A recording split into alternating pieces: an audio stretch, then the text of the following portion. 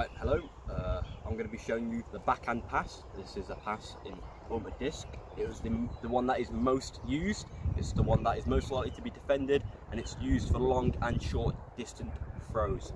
So let's get straight into it. On your more dominant hand, so mine is my right, you want to get the 4 fingers, like your thumb, put it at the bottom of the disc and make sure it's spread out. Then your thumb, going to put it on top of the disc on the grip. If you want to, you can put your finger there if it does feel better. Then you want to be at a diagonal angle, dominant leg in front. Want to bend your knees a bit, low lunge. You're going to bring the disc to your hip. You want to use all 4 joints, all 3 joints, your shoulder, your elbow and your wrist. Then you want to bring it out and then throw it to the where you're passing, so to the direct target. Right, now we're going to do the forehand pass. This one is one of the most difficult ones for people to learn because it feels uncomfortable. It's used when you're guarded tightly, when the backhand pass isn't an option. So let's get straight into it. And it's also used for long distance passes. So what you want to do, you want to get your most dominant hand once again. You want to get your middle finger and sort of rest it on the wall of the disc like this, and then you want your index finger to be out, or if it feels more comfortable, which I prefer, you can bring it in and let your knuckle index rest. Then you want to be straight on, so if your teammate is in front of you, you want to be looking directly at them. You want to bend your knees again, you always want to bend your knees. You want wrist before disc, so you want your wrist in front of your disc. You want the disc to be parallel with the floor, so nice and straight. And then you don't want to be throwing it. You want to flick it. You want to be flicking it with the index finger. So it's going to look like this. You want to make sure you're keeping it straight. All right, now we're going to do the overhead pass. First of all, it's the same exact grip as the forehand pass. I'm going to quickly show you again.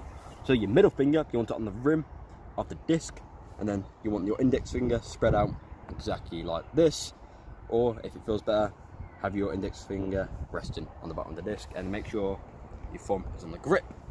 Then you want an open stance, so if your teammate is in front of you, you're looking directly at him, and then you want to have it out to the side, get him ready. Then you want to throw it up past your ear, over your head. You want to make sure it's fully extended, and then if you're right-handed like me, you want to have it sort of tilted at 11, the clock, and then when you let go, it's going to come out like this, and the disc is going to land upside down.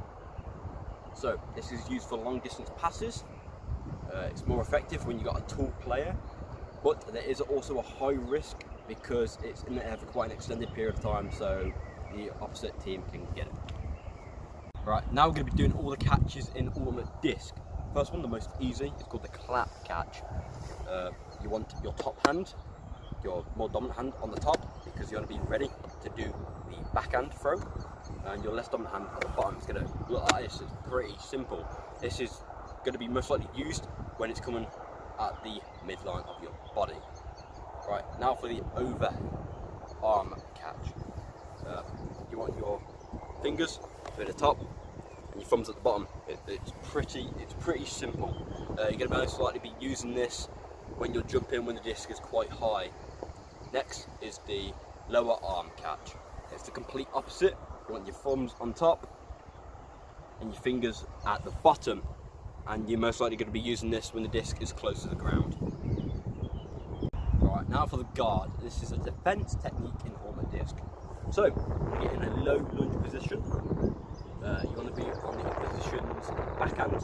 So, if my opposition is right-handed, they're going to be throwing from their left. So I want my right hand low, defending that backhand, and then my left hand up high and moving around. You want to count from 10 to 0, because when it's 0, it's in yours. Defending like this will force the opponent into doing a forehand or an overhead pass.